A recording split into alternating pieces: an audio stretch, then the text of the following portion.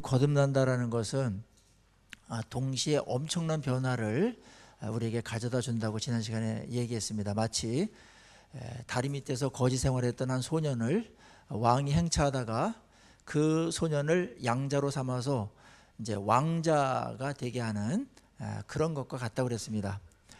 그가 이제 궁궐 생활을 할 때 옛날에 다리 밑에서 했던 그런 삶들은 이제 벗어버려야 됩니다. 옷도 벗어야 됩니다. 행동 양식이나 삶의 기준도 목표도 다 변할 수밖에 없죠.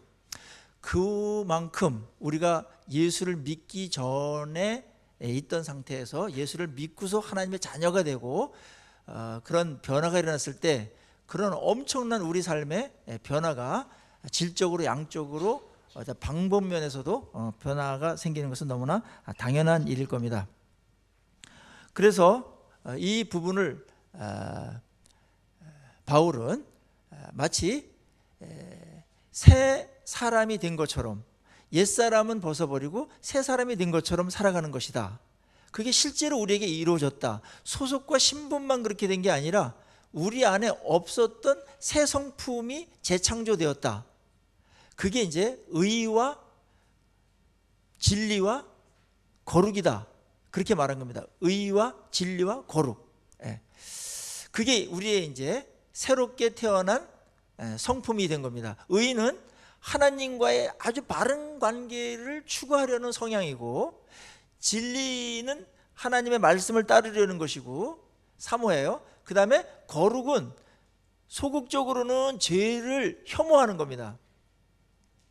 우리 인간에게 죄를 좋아하는 성향이 있었는데 예수를 믿고 거듭나면서 우리 마음속에 어떤 성품이 생겼냐면 죄를 미워하는 성향이 생겼다라는 거예요.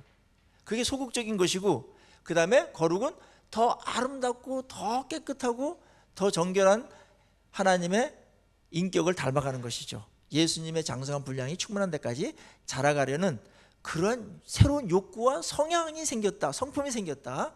의와 진리와 거룩으로 우리가 새 사람이 되었습니다. 그런 특징입니다. 여기까지는 신학적인 어떤 선언이고 설명이라고 볼 수가 있다면, 바울은 여기서부터 끝나지 아니하고 이 부분을 구체화시키고 그 다음에 일상생활에 적용시키는 데까지 굉장히 신경을 많이 씁니다. 그래야 됩니다. 진리는 갈채받는 것으로 끝나면 안 되고 진리는 실행되어야 된다. 그런 유명한 명언이 있죠.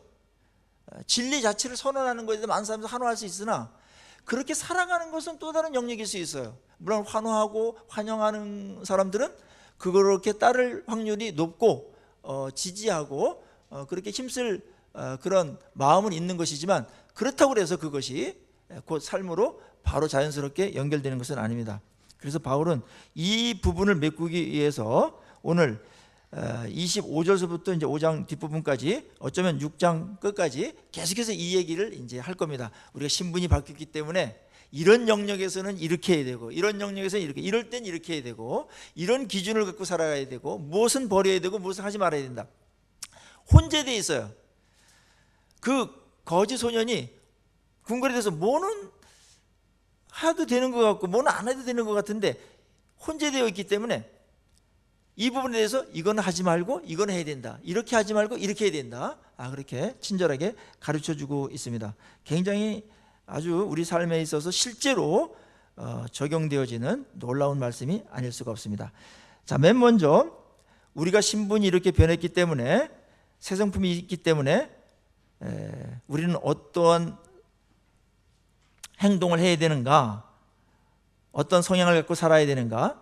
25절에 맨 먼저 그런즉 거짓을 버리고 각각 그 이웃과 더불어 참된 것을 말하라. 이는 우리가 서로 지체가 됨이라. 맨 먼저 뭘 말했죠? 거짓된 살 청산을 해야 된다. 거룩한 삶을 살기 위해서 거짓된 삶을 그것을 해결해야 된다. 그 옷을 벗어버려야 된다. 여기에 이제 바울이 말할 얘기들이, 조항들이 많은데 맨 먼저 이 부분을 이야기했다라는 것은 좀 의미심장하게 볼 필요가 있겠죠. 가장 근원적인 문제를 먼저 다루는 것 같습니다. 우리 예레미야서 17장에 보면 인간의 본성에 대해서 이렇게 말한 말씀이 있죠. 만물보다 거짓되고 심히 부패한 것이 인간의 마음이니 누가 능히 이를 알리오마는 그런 유명한 말씀이 있습니다. 그러니까 만물보다 심히 거짓되고 부패되어 있다. 거짓이 맨 먼저 나오는 거예요. 다른 만물들은 거짓이 없습니다. 뭐 속이거나 거짓말을 하거나 그렇지 않습니다. 식물, 동물 다 그렇게 적어도 정직하죠. 근데 인간만이 복잡하고 이성적인 어떤 그런 거로 만들어 놓고 뭘 응용할 수도 있고 선택할 수도 있고 이런 인격적으로 만들어 놨기 때문에 너무나 잘 만들어 놨지만 그게 잘못된 방향으로다가 사용되는 역기능적인 것도 발생하는데 그 중에 가장 대표적인 게 거짓이라는 겁니다. 이 거짓의 문제를 맨 먼저 언급한 것은 이런 부분이 있어요. 교회 공동체에서 우리가 함께 연합하고 하나 되는 데 있어서 맨 먼저 전제되어야 될 것은 서로 상호간의 신뢰겠죠? 믿음입니다. 모든 관계는 부부든 부모와 자녀든 성도들이든 또 저와 여러분이든 또 많은 알고 있는 많은 사람들의 인간관계는 신뢰관계를 통해서 관계가 자라가게 되죠. 신뢰가 무너버리면 나머지 사랑도 무너지고 다른 것도 다 무너질 수가 있습니다. 그래서 하나님하고 우리와의 관계에 있어서도 믿음을 맨 먼저 얘기하는 거죠. 믿으면 구원받고 그 다음에 믿음을 계속 키워가는 겁니다. 신뢰를 키워가는 겁니다. 우리가 하나님을 신뢰하고 믿고 더 그죠? 있는 모습 그대로 그분의 사랑이라든지 그분의 말씀 다 믿고 가는 겁니다. 그거를 예수님이 너무 좋아하시고 칭찬을 많이 하셨죠. 근데 이것이 인간관계도 똑같아요. 신뢰가 쌓아가는 거. 그럴 때 하나 되고 연합할 수가 있습니다. 이것만 되면 문제가 생기더라도 그렇게 어렵지 않습니다. 사람을 믿으니까 서로 믿기 때문에 문제는 생길 수 있는 거예요. 사고도 날 수도 있어요. 그러나 처리하는 부분에 있어서 신뢰관계만 된다면 이거는 그렇게 어렵지 않은 겁니다. 공동체의 관계 면에서 지금 바울은 이 덕목들을 얘기하는 부분이 있고 그 다음에 영적으로는 이겁니다. 이 거짓이라는 게 세상을 지배하고 있지 않습니까? 그런데 거짓이 어디로부터 나왔습니까?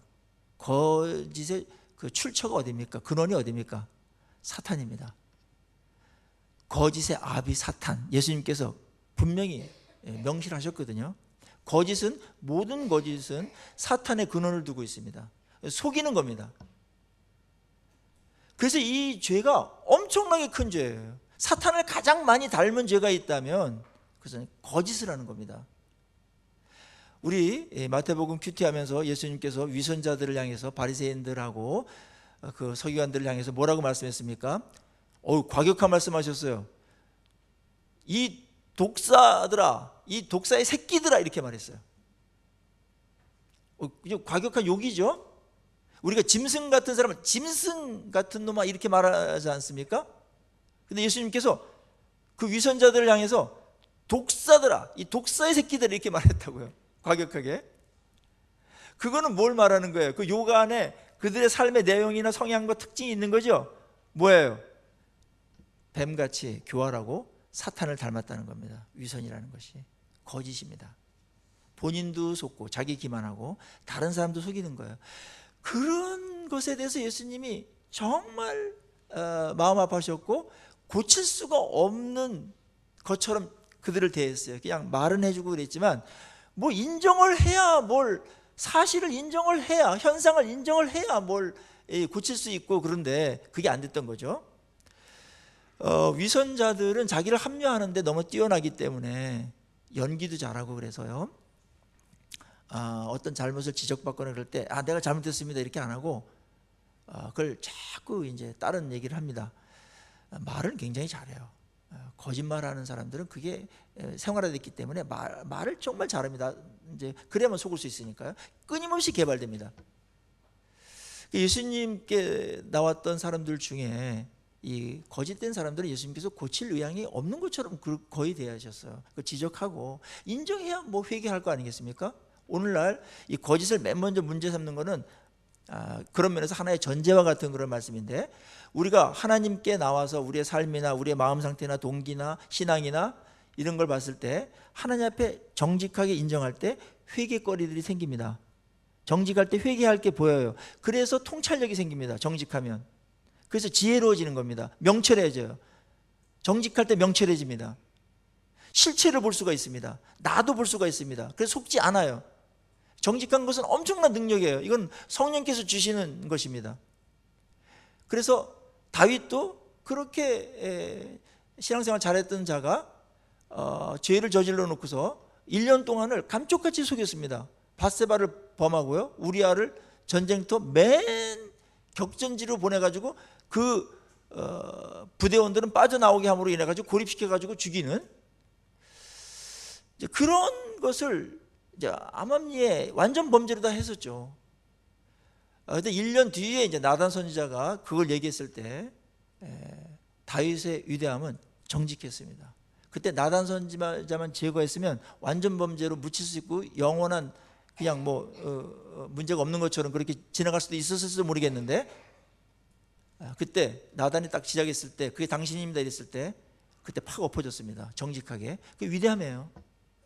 그래서 하나님께서 그를 용서하시고 또 새롭게 그를 만드시면서 했습니다. 그때 다윗이 울부짖으면서 회개할 때 절규처럼 하나님 앞에 부르짖었던 내용이 있었죠. 그게 뭐냐면, 하나님, 저희 마음속에 정직한 영을 새롭게 해달라고 울부짖었습니다.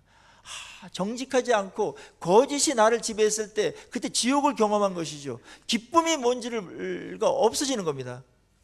거짓말할 때 작은 어떤 이익이나 위기를 모면하거나 그럴 수 있겠으나 성령하고 계속해서 부닥칩니다. 성령님은 진실의 영이시기 때문에 우리가 진실할 때 성령님이 너무 기뻐하시고 충만하시죠. 그래서 성령 충만한 예루살렘 교회에 아나니아와 삽비라라고 하는 두 일꾼이 있었죠. 근데 그들이 이제 사탄에 이렇게 충만해가지고 이제 헌금을 하는데 부동산을 팔아가지고 반은 숨기고 반을 내면서 그것이 전부입니다 이렇게 했어요. 교회에 그렇게 큰 무슨 해가 되는 거 아니고 그 정도 헌금하는 사람도 사실 없는데 성령님은 그거를 엄청난 죄로 다 처리했습니다. 그래서 베드로에게 성령 충만해요. 내가 어쩌다가 성령을 속이느냐 그러면서 즉사했습니다. 부부가. 그거는 뭘 우리에게 암시하고 무슨 메시지를 우리에게 알리려고 한 것입니까? 좀 과하고 좀 가혹하다라는 생각이 들 정도로 우리에게 충격을 주는데, 왜 그랬다고 생각하세요? 교회 공동체는 성령 충만한 공동체인데 거기에 거짓이 들어오는 것을 하나님이 얼마나 싫어하고 그거를 막으려고 하는가를 보여준 겁니다. 오늘날의 세상 보면은 거짓이 지배하고 있습니다. 어떤 사건이 터지면 뭐가 진실인지를 몰라요. 원인이 그렇게 어려운 것도 아닌 것 같은데 그냥 사건이 발생해서 다 드러나고 흔적도 있고 증거할 것도 있고 단서도 있을 텐데 해석이 너무 다르다 보니까 정치적인 해석도 있고 이런 해석도 있고 또 편들이 또 있고 이러니까 그 입장에서 그냥 말을 계속 바꾸는데 자기에게 유리한 쪽으로다가. 그래서 요즘에 이제 가짜 뉴스들이 너무나 많지 않습니까? 가짜 뉴스에 현혹되지 않도록 하십시오. 그러니까 일반 공중파에서 나오는 것도 100% 믿을 게 못 되나 공중파가 아닌 다른 데서 막 떠돌아다니는 거를 마음껏 자기의 성향에 맞게끔 하다 보면은 여러분들 가짜 뉴스에 현혹돼 가지고 인생이 우습게 돼 버려요. 그래서 속는 겁니다. 우리는 거짓말도 하지 말아야 되지만 거짓에 속으면 안 돼요. 속아줄 수는 있어요. 그 사람의 인격과 또 참기 위해서 다 들춰낼 수는 없으니까. 그러나 속으면 안 됩니다. 한국이 지금 뭐가 진실인지 모르는 상태에 다 있는 거예요. 어둠이 지배하고 있고 거짓이 지배하고 있지 않습니까? 이것 때문에 복잡한 거예요. 엄청난 비용이 들어갑니다. 진실을 규명하는 데 있어서. 세상이 이런 거를 아시고 또 인간의 마음이 이런 거를 주님께서는 간파하시고 거짓을 버려야 된다 너희들이지. 그리고 참된 말을 해야 된다. 진실한 말을 해야 된다. 이렇게 새 사람이 됐을 때의 특징, 진실함, 이야기한 겁니다. 그러면 가능성이 있어요. 그리고 신뢰관계가 쌓여요. 여러분, 우리가 진실할 때 그때 얼마나 우리의 사이가 아름답고 성령께서 충만하게 거기에 임하는지 몰라요. 부끄러운 것도 이런 게 있다 내놓고, 그 다음에 또 뭐 잘하는 거 있으면 난 이 정도는 이거 할 수 있다 이렇게 해가지고 하고, 그러면 뭐 이렇게 서로 뭐 해석할 것도 없고 좀 이렇게 좋아요. 이렇게 깔끔하고 좋아요. 이렇게 편해요. 자유로워요. 그게 주님이 원하는 어떤 사귐에 있어서 이제 기본이라고 볼 수가 있습니다. 이 정직에 대한 가치는 열왕기 상하를 보면서 우리가 확인한 바 있는데요. 역대 왕들이 5년도 하고 뭐 10년도 하고 20년, 30년, 40년까지 한 왕들이 있잖아요. 근데 그 왕들이 재위 기간에 또 일생 동안에 삶을 평가를 하죠. 그 열왕기서 저자가 그때 최고의 찬사는 뭐냐면 여호와 보시기에 정직히 행했더라 이거입니다. 여호와 보시기에 정직히 행하는 게 최고의 찬사예요. 그거 하나 보면 나머지가 다 된다라는 겁니다. 우리 성령 받은 저희들이 거짓의 옷을 벗어버리고 하나님 앞에서, 사람들 앞에서 정직이 특징이 되어지는 그런 삶을 우리 모두가 살도록 부름받았습니다. 얼마나 감사합니까? 정직한 영을 새롭게 해주셨고 정직한 삶을 살도록 그렇게 하셨다라는 겁니다. 자, 그 다음에 정직한 것에 대해서 이제 끝나고, 두 번째는 우리의 분노에 대한 처리에 대해서 이야기합니다. 26절 보니까 분을 내어도 죄를 짓지 말며 해가 지도록 분을 품지 말고 그랬습니다. 우리 마음의 상태를 지금 이야기하는데 그것도 바뀌어야 된다. 지나가다 보면은 많은 사람들이 분노를 품고 살아가고, 그래서 분노가 조금만 건드리면은 이게 뭐 수류탄에 안전핀이 빠진 것처럼 폭발하는 경우가 많이 있습니다. 어린아이에서부터 청소년들 분노가 있고 청년들도 분노가 있고요. 또 어른들도 분노가 다 있으시죠. 그래서 뭐 자동차 조금 하다가도 이게 분노가 이렇게 폭발될 때 있는데, 왜냐하면 분노가 이미 이 안에 끓고 있다가 글로 이제 표출되는 거죠. 이게 어느 한쪽으로 이게 이제 압력이 세이면 이게 터져 나와야 되기 때문에 그때 이제 사고가 나는 겁니다. 그런데 새 사람이 되어서는 분노를 그렇게 처리하면 안 된다. 물론 여기서 새 사람이 됐기 때문에 분노를 내면 안 된다, 화를 한 번도 내면 안 된다, 그렇게 말하지 않습니다. 그것은 비현실적입니다. 성경은 우리가 지키지 못할 줄 알면서도 요구할 정도로 무지하지 않습니다. 화를 내는 거는 누구에게나 있는 거예요. 의분도 있어요. 화가 에너지로 잘 쓰이면 괜찮은 부분들도 없지 않습니다. 그러나 화를 낼 때 위험스러운 일이 생기는데 죄질 위험성이 40배 정도 증가하니까 분노를 잘 처리하라고 오늘 말씀하고 있습니다. 분노가 충만하면은 분노에 의해서 움직입니다. 방향 감각도 없고 미래도 없습니다. 분노를 해소하는 쪽으로 가버리죠. 그걸 우리가 분노가 폭발했다고 말합니다. 그러면 주변에 있는 많은 사람들이 폭탄 터지면 죽는 것처럼 상처를 입고 나가 떨어지고, 그리고 그것을 다시 회복하는데 상당히 오랜 동안 시간이 걸려요. 그리고 본인도 그 분노를 폭발하고 난 다음에는 엄청난 그 회복의 시간들이 필요합니다. 분노 충만, 글로 가면 안 된다. 분노를 잘 사귈 줄 알아야 된다. 분노 충만으로 가지 말고 성령 충만으로 가야 됩니다. 분노 충만으로 가면은 성령 충만이 있을 수가 없어요. 성령이 저쪽에 구석에 박히셔가지고 아무런 능력도 발휘하지 못해요. 분노가 확 지배하고 있을 때는. 분노한 상태에서 어떤 말을 하는 것은 굉장히 위험해요. 죄질 확률이 굉장히 높아요. 분노하면 많은 자기가 알고 있는 언어들 중에 그 나에게 분노를 일으킨, 뭐 자존심을 상하게 했든지 무시했든지 욕을 했든지 뭐 피해를 줬든지 어떤 사람에 대해서 아주 아픈 말을 골라요. 독이 있는 말을 골라가지고 독을 싹 발라가지고 탁 찔르죠. 그게 인간입니다. 복수심이 생기게 되고 어떻게든지 그걸 보복하려고 그래요. 자기에게 분노케 한 그런 사람들에게 있어서 인간의 마음이에요. 옛날에는 그런 식으로 분노를 처리했다면 이제는 너희들 그거 분노에 지지 않을 수 있다. 그 분노를 그렇게 처리하면 안 되고 어떻게 되냐면은 화를 내되 죄를 짓지 말도록 그렇게 해야 되는데, 죄를 짓지 않게 하기 위해 가지고 여기 대책을 상세하게 세워주지요. 뭡니까? 해가 지도록 분을 품지 않는 겁니다. 그러니까 분노가 생겼으면 빨리빨리 처리해 가지고 분노를 식혀버려야 되지, 분노를 품은 상태에서 잠을 잔다, 잠이 안 오죠. 그리고 잠 안 오는 동안에 심심하니까 뭐합니까? 분노의 원인을 추적하죠. 그리고 면밀히 분석하기 시작하죠. 그리고 또 다시 형사가 이 원인이 뭔가를 하는 것처럼 계속해서 테이프도 돌리고 어떤 사람 비디오도 돌리고 계속 그러죠.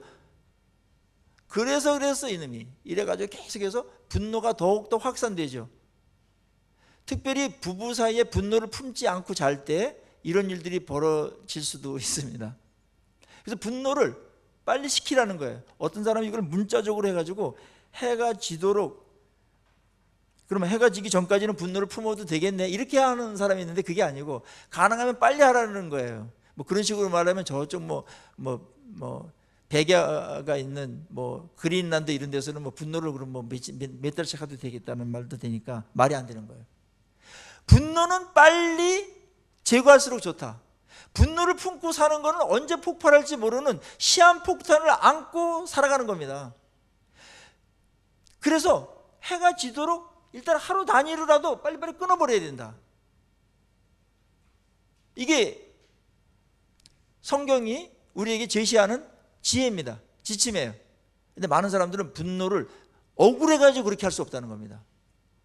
그래서 분노를 마음에 품어요. 물론 심심하지는 않겠지만 분노를 묵상합니다. 성경은 묵상 하나도 안 하면서 분노를 묵상해. 분노를 또 묵상해가지고 그랬지 이래가지고 막 그냥 있는 좀 가라앉혔는데 또 막 또 해가지고 막 그랬어, 맞아 그것도 그랬지 막 이렇게 연결을 막.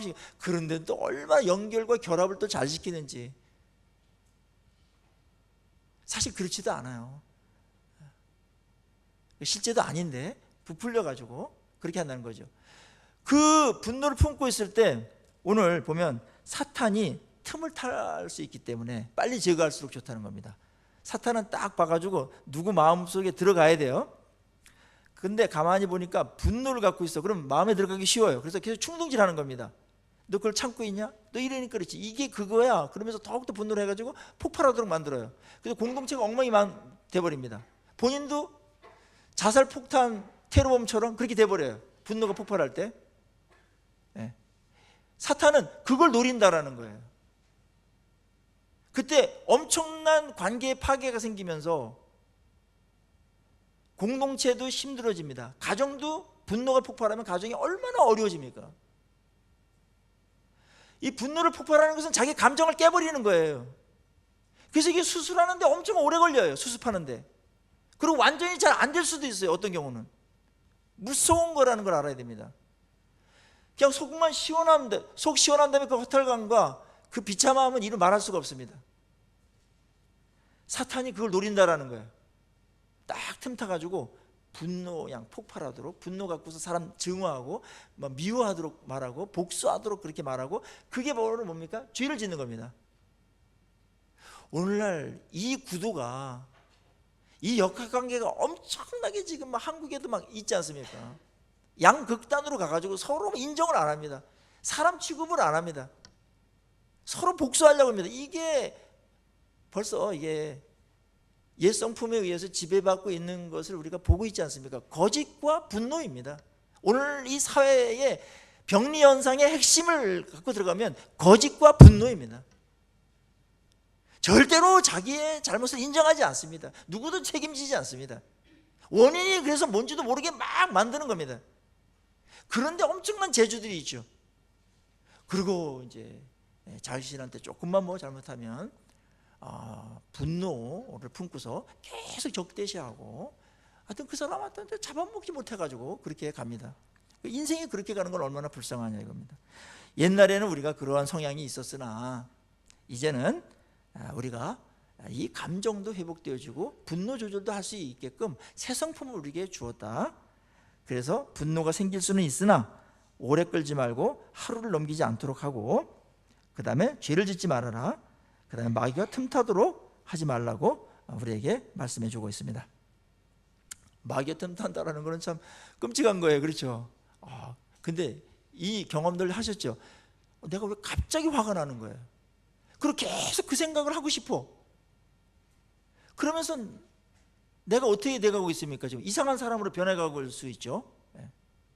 이 분노의 이 감정은 뭐 가인과 아벨의 그 살인 사건 때부터 아주 역사가 오래된 것이고요.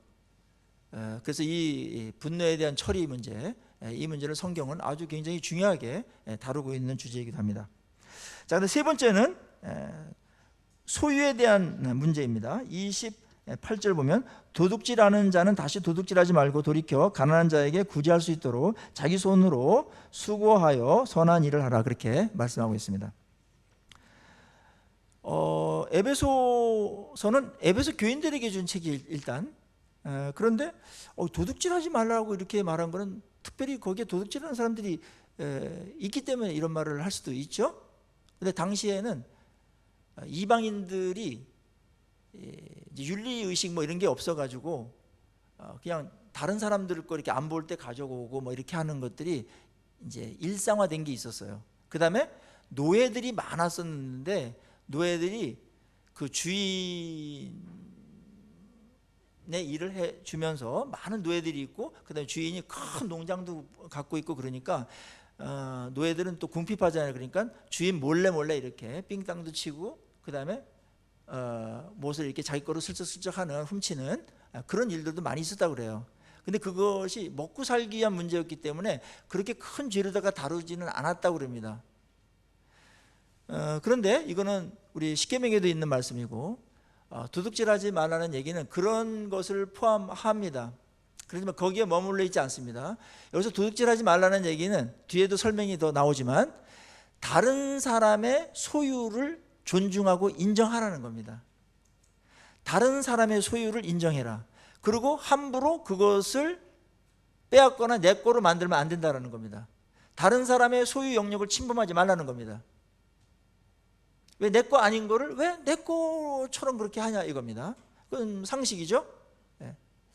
자, 그렇게 봤을 때 도둑질하지 말라는 이 말씀은 하나님께서 우리 모두에게 소유를 줬어요. 그건 하나님께서 주신 것이에요. 소유는 각자 맞게끔 줬고, 그 소유로 행복을 추구하고 생활할 수도 있고 남을 도울 수도 있고, 그렇게 소유를 하나님께서 우리에게 맡겨준 겁니다. 그런데 하나님이 맡겨주지 않은 거를 다른 사람 것을 취해가지고 내 거로 만드는 이런 무리한 작업에서 이제 도둑질이라는 게 나오는 것이죠. 도둑질, 강탈 뭐 이런 것들이 있는데 조금 이걸 좀 구체화할 필요가 있다고 생각합니다. 돈 문제만이 아닙니다. 다른 사람의 명예를 실추시키거나 훼손시켰다면 여기에 해당됩니다. 얼마나 명예가 중요합니까? 어떤 사람의 몸을 훔쳤다면, 강탈했다면, 겁탈했다면 그거는 엄청난 큰 도둑입니다. 오늘날에 이제 이런 뭐 뉴스들이 하도 많이 나오니까 연약한 사람들, 힘없는 사람들 힘을 사용해 가지고 뭐 그래서 힘을 사용했든 어떻게 뭐 꼬드겼든 어쨌든지 간에 불법적인 결혼 이외에 다른 사람의 몸을 취하는 이런 것들 엄청난 죄입니다. 도둑질입니다. 많은 유혹을 받고 있죠. 이게 다른 사람을 존중하고 다른 사람이 소유를 좀 보태주지는 못할 망정 그거를 빼앗아 온다? 그거는 옛날에는 그랬을 수 있으나 그런 성향이 원래 있어요. 탐욕이 있으니까. 소유하려는 소유욕이 강하지 않습니까? 끝이 없는 소유욕. 그거에 노예였다 우리가. 그래서 도둑질이나 이런 것까지도 불법적으로 자행했다. 근데 이제는 새 성품에 들어와서 이것을 이길 수 있다. 우리가 이거를 우리가 이제는 지킬 수 있다. 그래서 도둑질하지 말아라. 광범위한 적용이 필요한 시대에 살고 있습니다. 그리고 이제 하지 않는 것은 50점이죠. 그 정도로 끝나지 말고 이제 새 성품을 입었기 때문에 가난한 자들에게 구제할 수 있도록, 그러니까 도둑질은 남의 것을 빼앗아 놓는 것이라면은 구제는 내 거를 남에게 베푸는 거잖아요. 그래서 구제할 목적과 동기를 갖고서 내 손으로 노동을 하고 일을 내 가지고 선한 일을 해라. 여기까지 가는 겁니다. 성경은 공짜를 그렇게 공짜로 이렇게 뭘 받는 거를 그렇게 뭐 장려하진 않습니다. 물론 하나님께서 우리에게 베푸는 손길이 있죠. 어려울 때는 그거 받아야 돼요. 감사히 받고, 나도 이제 어떤 상황이 생기면 사람들도 돕고 하는 건 아름다운 것입니다. 잘 받을 줄 알아야 됩니다. 그러나 공짜 의식을 갖고 사는 거는 안 좋아요. 그리고 불로소득으로 뭘 하는 것도 별로 성경에서는 그거를 건전하게 보지 않습니다. 수고해라 그렇게 말합니다. 수고해라. 그리고 수고의 목적은 네가 먹고 살 거 네가 하고, 그 다음에 거기서 얼마를 떼어서 너보다도 못하고 어려운 사람들을 구제할 목적으로, 선한 목적으로다가 노동을 해라, 일을 해라, 그렇게 권장하고 있습니다. 이거는 특별한 상황도 있고 그러니까 적용할 때는 여러 가지 이야기가 있을 수 있으나 원리는 그렇습니다. 원리는 내가 벌어서, 하나님은 나에게 일을 주시고 어떤 그러한 경제 활동을 할 수 있게끔 하나님께서 하실 터인데, 그 일에 성실하게 해서 네 생활도 하고 그리고 구제할 수 있도록 거기까지 가야 된다. 그게 새로운 삶의 방식이라고 분명히 못 받고 있습니다. 그 다음에 마지막으로 언어에 대한 겁니다. 언어에 대한 거. 29절 한번 같이 한번 읽겠습니다. 시작. 무릇 더러운 말은 너 입 밖에도 내지 말고 오직 덕을 세우는 데 소용되는 대로 선한 말을 하여 듣는 자들에게 은혜를 끼치게 하라. 첫 번째도 사실은 거짓말하지 말라는 말이었고, 지금 네 번째 일반 언어에 대해서 이야기합니다. 더러운 말 입 밖에 내지 말아라. 그렇게 말하고 있습니다. 창조물 중에서 말을 할 수 있는 창조물은 인간입니다. 인간에게만 하나님의 그런 성품인, 하나님의 어떤 그 활동할 수 있는 놀라운 기능이죠. 그것 중에 하나가 말하는 게 있는데, 인간에게만 말할 수 있는 은사를 주셨어요. 말은 은사입니다. 다른 동물들은 나름대로의 뭐 장점들이 있겠으나 인간만이 갖고 있는 거 언어죠. 앵무새가 뭐 말을 하긴 하지만 그건 언어라고 할 수가 없습니다. 물론 다른 새들이나 이렇게 사인을 하죠. 이렇게 뭐 아주 서로 의사소통을 좀 하지만 인간만큼 이렇게 말을 하거나 문자를 갖고 있거나 그렇게 하지 않지 않습니까? 언어는 하나님께서 인간에게 주신 은사입니다. 근데 인간이 타락하면서 언어도 타락해 버렸어요. 그 좋은 말로다가 말할 수 있는 거로 별로 힘도 안 드는데 더러운 말을 막 쏟아내기 시작했어요. 저주의 말도 하고 비방하는 말도 하고 거짓말도 하고 막 욕도 막 엄청나게 하고. 옛날에는 그랬다. 말이 더러웠다. 뭐 마음이 더러우니까 뭐 말도 더러울 수밖에 없는데, 그거 이제 벗어버리고 이제는 새롭게 됐기 때문에, 새로운 마음이 됐고 새 성품을 주었기 때문에 말도 우리가 변화될 수 있다. 또 변화되어야 된다. 그렇게 말합니다. 이 인격은 말로 다 표현한다라는 말 여러분들 많이 들으셨죠? 맞습니다. 사람이 변화했다. 저 사람 정말 변했어. 아름답게 변했어. 언어가 바뀌죠. 표정도 바뀌지만 언어가 바뀌면 그 사람 바뀐 겁니다. 언어는 그래서 쉽게 안 바뀝니다. 생각보다. 물론 사기꾼들은 연기를 하기 때문에 그렇게 바뀌는 건 변했다고 부르는 게 아니고 그 자체가, 의도 자체가 더러운 것이니까 변한 게 아니죠. 정말 근데 속에서 우러나오는, 마음속에서 길어내는 이 혼이 담긴 언어들, 영감 있는 언어들, 이건 우리가 이제 할 수 있게 된 겁니다. 그래서 더러운 말이 한 입에서 나올 수가 없어요. 야고보서에서 언어에 대해서 굉장히 많은 분량을 차지하는데, 한 입으로 찬송도 하고 한 입으로 저주도 하냐? 그러면 샘이 있는데 그 샘에서 쓴물도 나고 단물도 나는 그런 모순 아니냐? 그렇게 하지 말라는 거예요.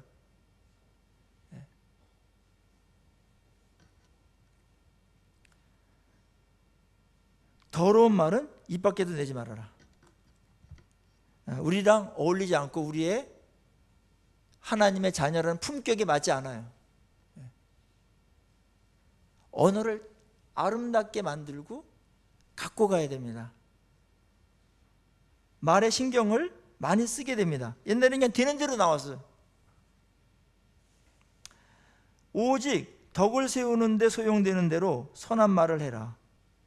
그래서 선한 말들을 하고 긍정적인 말, 위로하는 말, 그런 말을 하고, 그러고 듣는 사람에게 은혜를 끼치게 하라, 그렇게 말씀하고 있습니다. 오늘 책을 보니까 우리가 말을 하면은 말을 하는 사람에게 말이 영향을 끼치는데 98%가 바로 뇌에 입력이 된대요. 그래서 행동 모두가 말한 대로 간다는 겁니다. 예를 들자면 이런 거예요. 아이 짜증나, 죄송합니다. 그러면 내가 짜증 모드로 바뀐대, 이 뇌가. 그래서 짜증거리가 막 생긴대요. 그러면서 너 짜증 왜 안 내? 이렇게 한다는 거예요. 근데 아유 사랑스러워라, 아유 이뻐라 그러면은 뇌 모두가 사랑 모드로 가는 거예요. 예쁜 모드로 가가지고 그쪽만 보게 되는 거예요. 이렇게 생각하게 된다는 겁니다. 인간이 그렇게 만들어졌대요. 그러니까 말은 다른 사람에게도 영향을 주나 내가 어떤 말을 하냐에 따라서 내가 가장 영향을 많이 받는다니까. 98%가 인지된다니까요. 영향을 준다니까요. 그렇지 않습니까? 그래서 화를 내다 보면 화가 더 나죠. 막 화내다 보면 화가 더 나고. 근데 사랑합니다, 너무 아름답다, 너무 좋다 막 이러면은 축복합니다. 그러면 내 말이 내 뇌에도 울리고 마음에도 울려서 쫙 퍼져서 영향을 끼쳐요. 말은 정말 우리의 뇌와 우리의 심성을 지배하는 강력한 파워가 있습니다. 말의 힘이 엄청납니다. 그래서 그 말이 은사이기 때문에 다른 사람들에게 은혜를 끼치는 그런 좋은 말을 해주라고 말씀하고 있습니다. 잠언서 15장 4절에 보면 온순한 혀는 생명나무이지만 패역한 혀는 마음을 상하게 하느니라. 온순한 혀는 생명나무처럼 막 아름다운 열매도 맺히고 생명이 막 일어나도록 만들어요. 풍성하게 만들어요. 말 한마디가 주는 그 영향력은 엄청난 겁니다. 특별히 자녀들이 부모에게 하는 말이라든지 그런 말들은 지나가는 말일지라도 부모님 저를 이렇게 낳아주셔서 너무 감사해요. 나는 부모님이 정말 자랑스럽습니다. 어쩌다 이렇게 좋은 부모에게서 태어나도록 하나님께 하셨는지 감사합니다. 이런 얘기 들었으면 한 1년 동안 에너지가 생기죠. 그거는 돈으로 그 정도 영향을 끼칠 수가 없어요. 어떤 것으로 안 돼요. 말로 다 해야 되는 거예요. 근데 이 녀석들이 그런 말을 너무 아끼죠.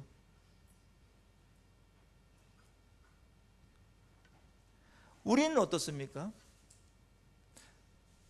말하는 것만큼 쉬운 건 없어요. 그런데 좋은 말 하기는 참 어려워요. 옛성품이 있기 때문에 그런지 모르겠어요. 또 이게 기질과 문화나 이런 것들이 있을 수 있는데 오늘 본문은 더러운 말은 입 밖에도 아예 내지 말고 아이 쪽팔려 이런 말 하지 말라는 거예요. 예를 들자면 안 어울린다는 거예요. 그거보다 더 심한 말도 많이 있으나 여기서는 할 수가 없어요. 입 밖에 내지 말라고 그랬기 때문에 저도 설교 시간에 내지 않도록 하겠습니다. 근데 아름다운 용어들은 얼마나 많습니까? 위로의 말들, 격려의 말들, 그거 필요 없는 사람이 없어요. 칭찬의 말들은 다 다른 사람을 살려주는 겁니다. 생명나무입니다. 생명나무. 나는 은사가 없어. 나는 교회에 이렇게 유익이 될 만한 뭘 할 수가 없어. 여러분 왜 없습니까? 언어가 있으신데. 여러분 그것만큼 교회를 잘 도울 수 있는 강력한 은사는 없습니다. 저도 지금 이 언어로 여러분을 섬기고 있는 거 아닙니까? 지금 언어에 의해서 이게 다 지금 진행되고 있는 거 아닙니까? 찬양, 기도, 설교 다 언어에 의해서 되는 거 아닙니까? 왜 우리가 할 수 없는 게 없습니까? 돈으로 하는 게 있어요. 그것도 귀한 거예요. 그러나 또 그게 없거나 부족하면 내가 할 수 있는 게 있는데 가만히 보면 누구나 가질 수 있는 게 있는데 언어입니다. 언어는 이거는 써도 줄지 않아요. 그리고 엄청난 열매를 맺습니다. 엄청난 영향력을 줍니다. 그래서 나쁜 말을 하지 않는 건 50점이고 이건 이제 벗어버려야 될 일이고, 이제는 적극적으로 정말 생명나무 같은 언어를 다른 사람들에게, 만나는 사람들에게 하라는 겁니다. 진짜 중요해요. 어떤 부부는 결혼한 지가 30년이 넘었는데 사랑한다는 말을 한 번도 안 하면서 지내는 분이 있대요. 뭐 다른 거로 표현이 했으니까 그만큼 사셨겠지만,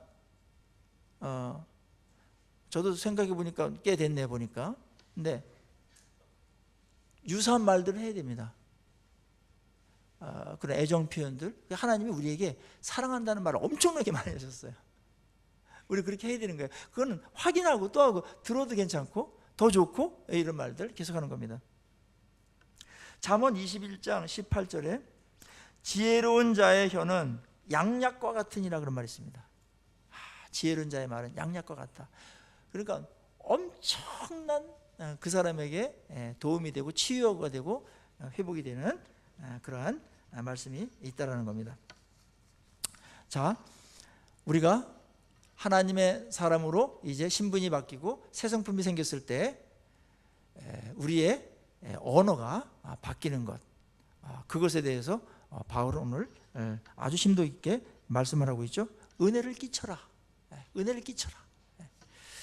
그래서 제가 그 좋아하는 이혜인님의 말이라는 그 시가 있는데, 하도 길어서 중략을 하고 뒷부분만 제가 좀 읽어드리겠습니다. 날마다 내가 말을 하도록 허락하신 주여, 하나의 말을 잘 탄생시키기 위하여 먼저 잘 침묵하는 지혜를 깨우치게 하소서. 해프지 않으면서도 풍부하고 경박하지 않으면서도 유쾌하고 과장하지 않으면서도 품이 있는 한마디의 말을 위해 때로는 진통 겪는 어둠의 순간을 이겨내게 하소서. 참으로 아름다운 언어의 집을 짓기 위해 언제나 기도하는 마음으로 말을 하게 하소서. 돌을 닦는 마음으로 말을 하게 하소서. 언제나 진실하고 언제나 때에 맞고 언제나 책임 있는 말을 갈고 닦게 하소서. 내가 이웃의 말을 할 때에는 하찮은 농담이라도 함부로 짓거리지 않게 도와주시며 좀 더 겸허하고 좀 더 인내롭고 좀 더 분별 있는 사랑의 말을 하게 하소서. 내가 어려서부터 말로 저지른 모든 잘못, 특히 사랑을 거스린 비방과 오해의 말들을 경솔한 속단과 편견과 위선의 말들을 주여 용서하소서.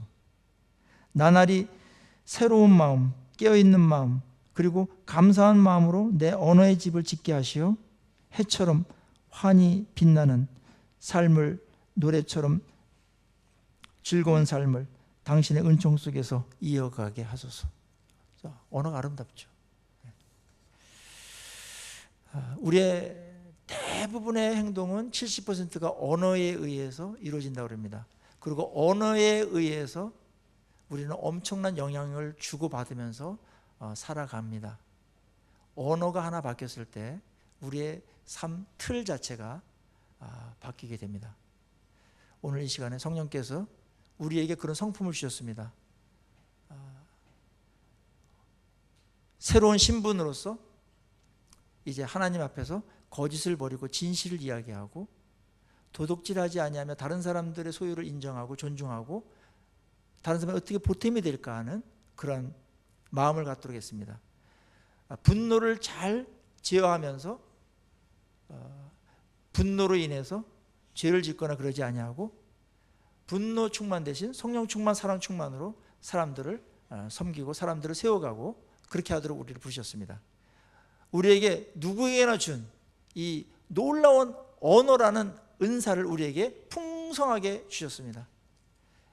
이거를 잘 활용하셔서 많은 사람들을 살려내고 세워주고 그 다음에 은혜를 끼치는 저와 우리 모두가 되기를 간절히 소망합니다.